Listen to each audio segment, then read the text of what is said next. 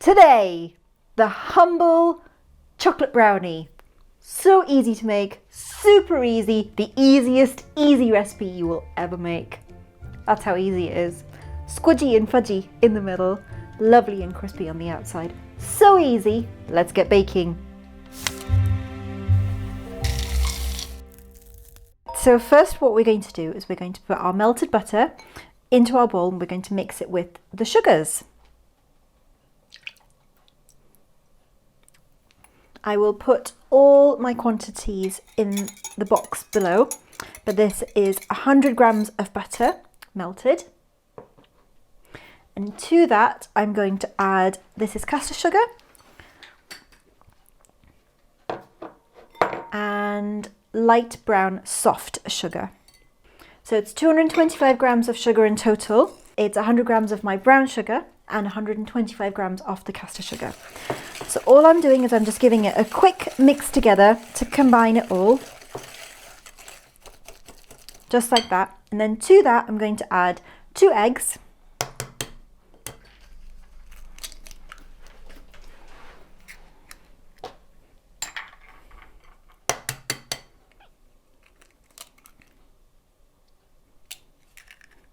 And a teaspoon of vanilla.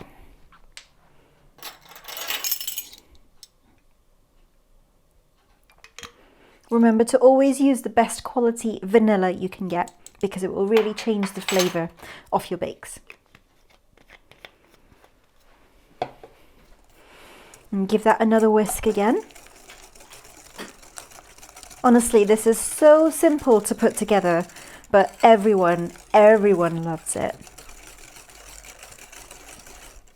Right, so that's our butter, sugars, eggs and vanilla mixed in. Now, I'm going to sieve in my dry ingredients. So, my dry ingredients are, let's pop that there. I have cocoa powder. I have 40 grams of cocoa powder.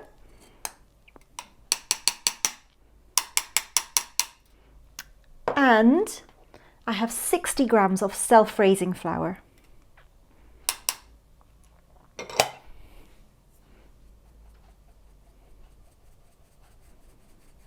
Whew. Ooh, that's flown everywhere. There we go. Let's give that a mix. And this is your brownie mixture done. Now it does turn out quite thick and gloopy. That's exactly how we like it.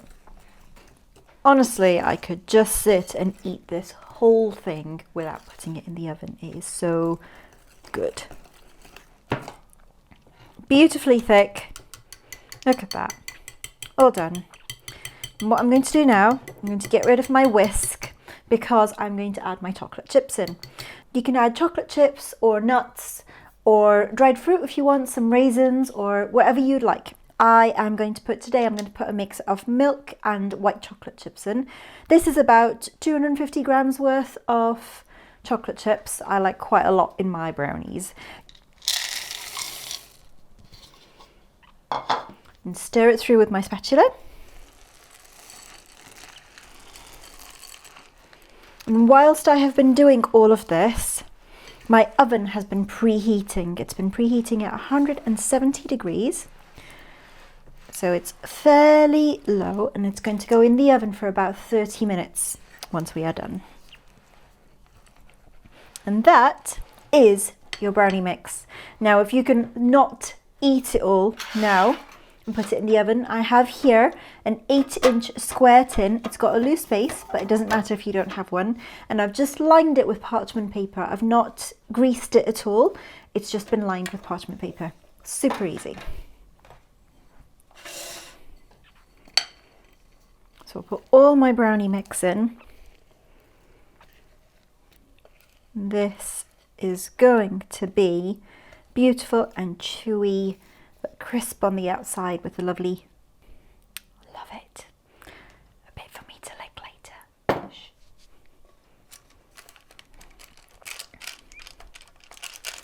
And once I've spread this out, because you can see it's so thick, the mixture, you have to push it into the corners a little. It does melt down in the oven, so it will spread out as well, but I just like to help it out. And once it's in the oven, it's going to cook for about a half hour.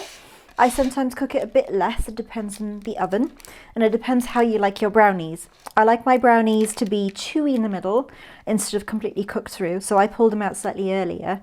So I will cook mine for about 25 minutes, 25 to 30 minutes, but you can cook it for 35 to 40 if you want them to be more cooked through in the middle.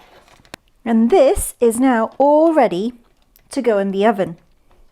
So I'm going to put mine in for about 25 minutes in my preheated oven, and I'm going to have some time with our dog trying to teach him some new tricks. Roll! Good boy! Good boy.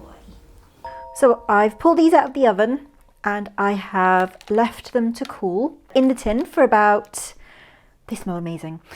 Distracted by the smell. So I left them to cool in the tin for about 10-15 minutes, just so they firmed up a bit so they wouldn't fall apart when I cut them. And then I've taken them out, as you can see here, and I've cut them into 16 squares. They are ready to eat if you can't wait, or you can leave them to cool completely. I'm going to dig in soon because I can't wait, they smell too good. Now, there's different schools of thought. Some people like the edge. The edges are a bit crispier because they cook first, and the middle is a bit softer and gooey. You can see when I squeeze it there. All brownie is good brownie. I will eat all of it. So just to show you how it breaks apart, it's still really soft and squidgy in the middle, exactly how a brownie should be for me. But it's got a lovely crisp edge, which is also exactly how a brownie should be. So there you go, happy baking. Enjoy.